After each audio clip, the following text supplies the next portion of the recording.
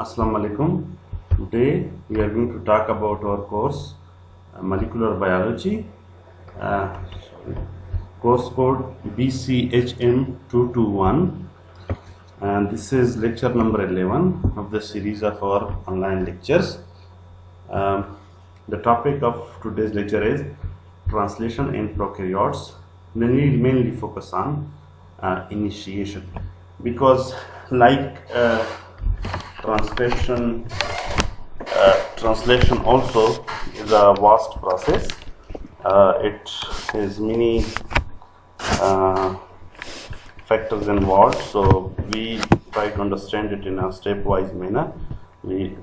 This time in this lecture we will talk about the initiation phase of the translation, and then in the next lecture we will talk about the elongation and termination.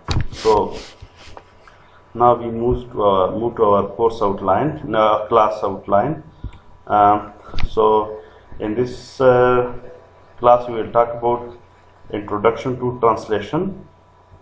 We will then talk about steps of translation, and the process of translation occurs in several steps. We will talk about those steps.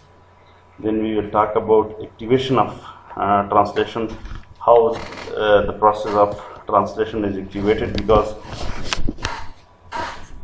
for initiation of translation and the pre-initiation setup require activation phase. So we will talk about that as well. We will talk about then initiation of translation, the exact steps in which the process of initiation of translation takes place. Now I would like to now we move towards our lecture, introduction to translation. Translation, the biosynthesis of a protein or a polypeptide inside a living cell, is called translation. I would again like to remind you about the central dogma of molecular biology, that we studied the information from DNA is transcribed to RNA, and then that information from RNA is translated to protein.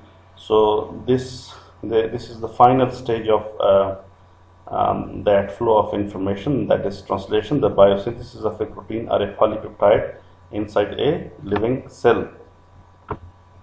In process of translation, the language of nucleotides sequence on messenger RNA is translated into the language of amino acid sequence. So now this is the time to correlate the lecture of genetic code with the translation. Remember that we studied about codon, that 3 nucleotide that code for a single amino acid. So basically the RNA which was transcribed from DNA got its information from DNA. Now after that messenger RNA is translated into the language of amino acid from the language of codons that is present in the messenger RNA. It occurs in cytoplasm, where ribosomes are located. Ribosomes play a very essential role in the synthesis machinery of translation. So this process occurs in cytoplasm because ribosomes are located in the cytoplasm. Now this process is universal. In translation, messenger RNA is decoded to produce a specific polypeptide.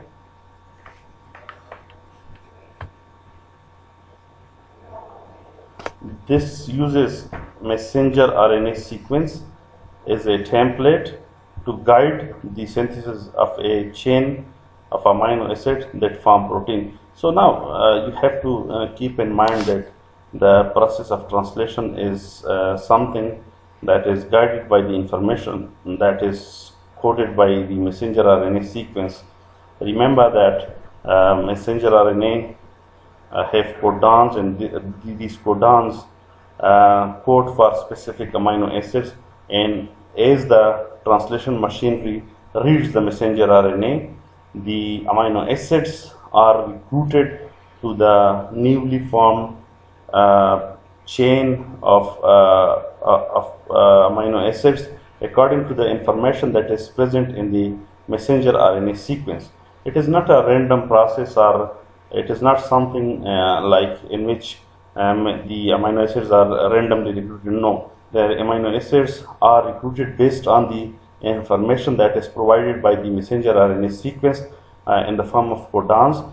Those codons are read by the translation machinery, and according to the information provided in the messenger RNA, the newly formed peptide is the newly formed chain of amino acids is elongated until a stop codon is reached, where the process of termination will come into play.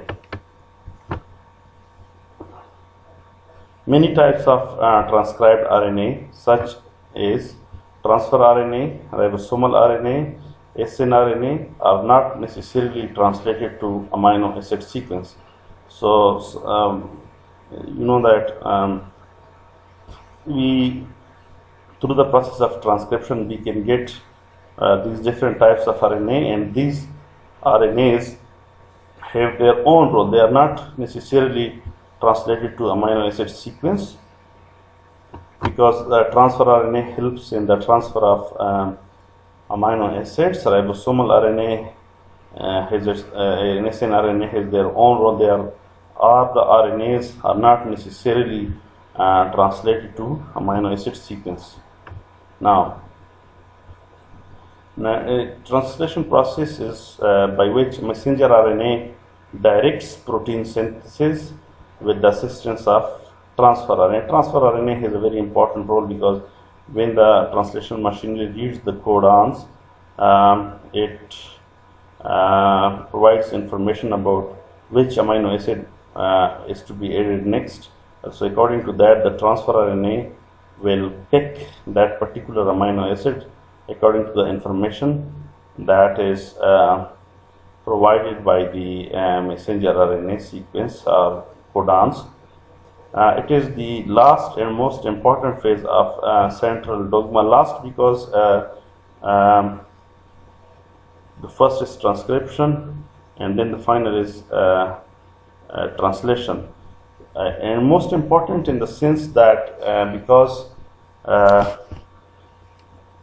proteins, the information that were provided by the DNA are finally expressed in the form of protein. So protein is the workhorses, or the workhorses of the system. So this is something that will help in the expression of the genes in the form of protein. Process is somewhat similar, despite having certain differences in case of both prokaryotes and eukaryotes. So overall, you can say that there are a lot of similarities between this system in prokaryotes and eukaryotes, but there are differences between the prokaryotic translation and eukaryotic translation. So here is a DNA. Then this we talked about this in the process of transcription, that from DNA we get messenger RNA, and then from messenger RNA through the process of translation, which we are studying here, the information is coded to protein. So this is again another representation of the central dogma of molecular biology. So this is how the information are passed on from DNA to protein. Messenger RNA is decoded in a ribosome to produce a specific sequence of amino acids. So ribosomal machinery is very important for this process of translation. So in translation, messenger RNA is decoded to produce a specific polypeptide. This uses messenger RNA sequence as a template to guide the synthesis of a chain of amino acid that form protein.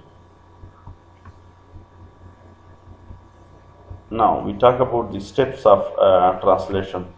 Translation proceeds in four phases. First is activation, then is the process of proper initiation, then are the processes of elongation and termination. Now one clarification that most studies do not include activation as a step of translation. Despite the fact they don't include activation as a step of translation, but it is certainly very important a very important step in the overall process, because without activation the process of translation cannot proceed further.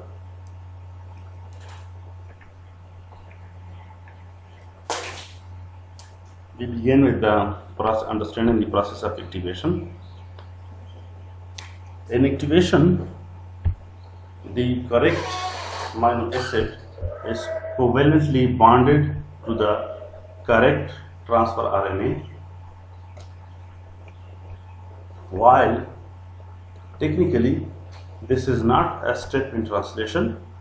It is required for translation to proceed.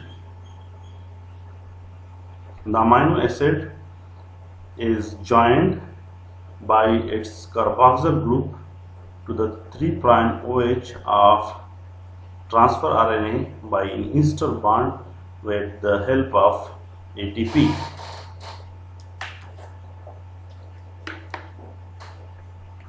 When transfer RNA has an amino acid linked to it, it is termed as charged. Now here is the you can see the ester bond here. Here is the amino acid. You can see here. This is the ester bond. This is the codon.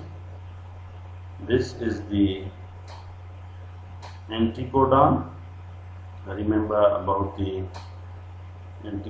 genetic code lecture which we studied about codon and anticodon. This is the messenger RNA from 5' to 3'. So here is the codon GCC, and here is the anticodon CG and G.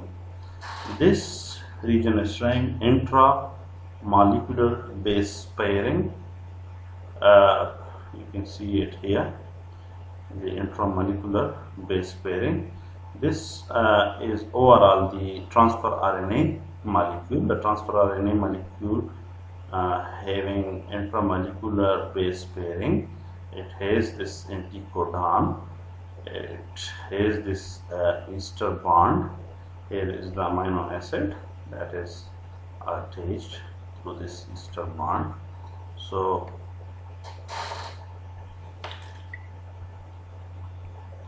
now prokaryotes initiation require the large and small subunits, the messenger RNA, the initiator transfer RNA, and 3 initiation factors: IF1, initiation factor 1, initiation factor 2, initiation factor 3, and GTP, guanosine triphosphate. IF3, initiation factor 3, binds to the free 30S subunit. This helps to prevent large subunit binding to it without messenger RNA and forming an inactive ribosome.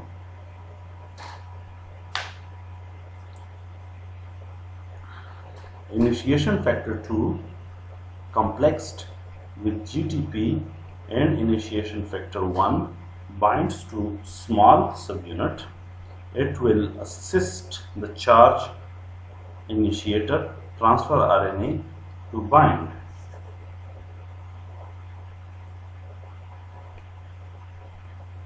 The 30S subunit attached to a messenger RNA molecule making use of the ribosomal binding site on messenger RNA.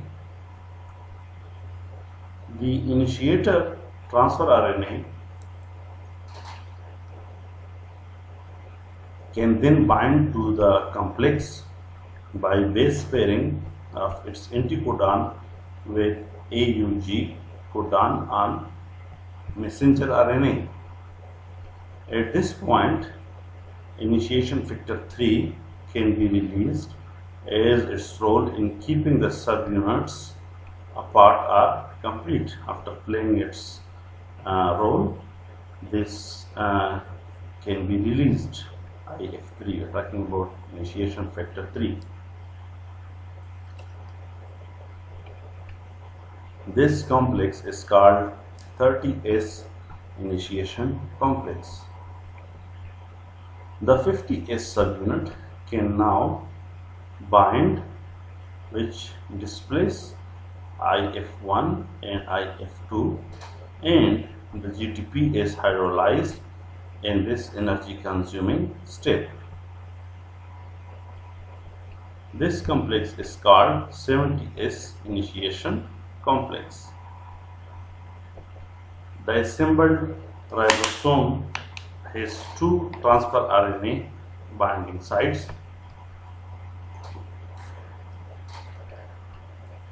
These are called the A and P sites. For amino, acyl and peptidyl sites, and one site is E or exit site for empty transfer RNA. The A site is where incoming amino acyl transfer RNA molecule bind, and the P site is where the growing polypeptide chain is usually found. The sites are in cleft of small subunit and contain adjacent codon that are being translated. One measure of initiation is the placement of initiator transfer RNA in the P site. It is the only transfer RNA that does this, as all other must enter the A site.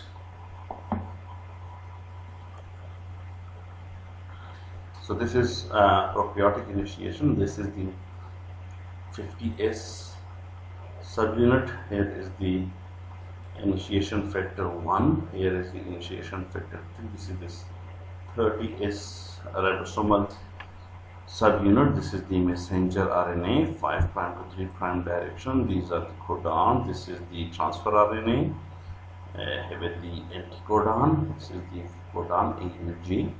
This is IF2. This is the GTP. So this is how overall this complex looks like.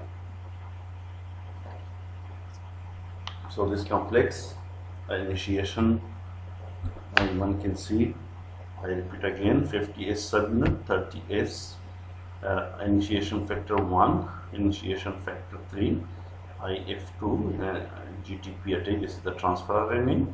This is the anticodon. This is the codon that is present on the messenger RNA. Here is the AUG, the initiation codon. So this is how this complex looks like. So now, once this complex is formed, the overall process of initiation is ready. Here this is the energy requiring step, which is in which the energy is provided by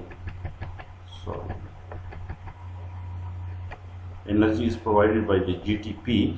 GTP, I would like to clarify here, is equivalent in amount of energy released to that of ATP.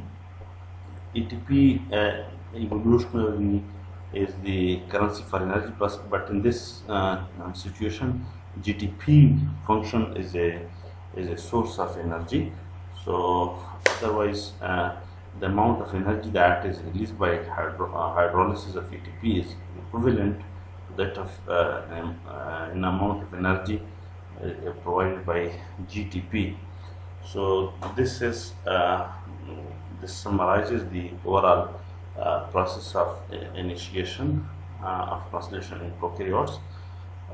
If you have any question, in the next lecture we move towards elongation and termination, but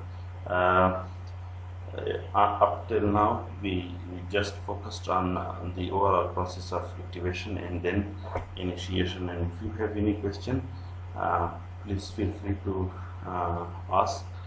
I'll be happy to answer. Thank you very much for watching.